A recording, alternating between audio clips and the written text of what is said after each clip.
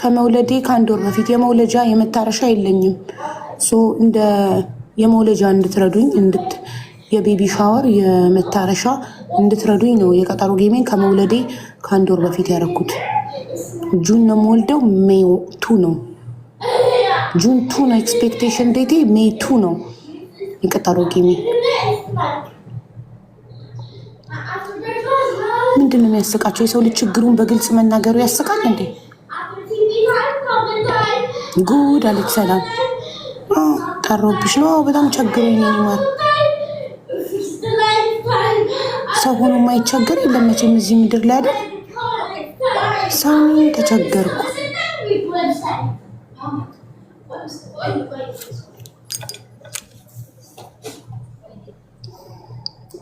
እንረዳለን። ቴንኪው አመሰግናለሁ። ፈጣሪ ይርዳችሁ። አብሽር ያለንልሽ። ኑሩልኝ የኔ ወዶች።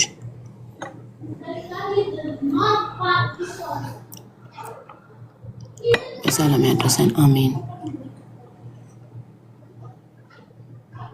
በኢትዮጵያ ቀን በኢትዮጵያ እዚህ ላይ ግን ተሳስቷል።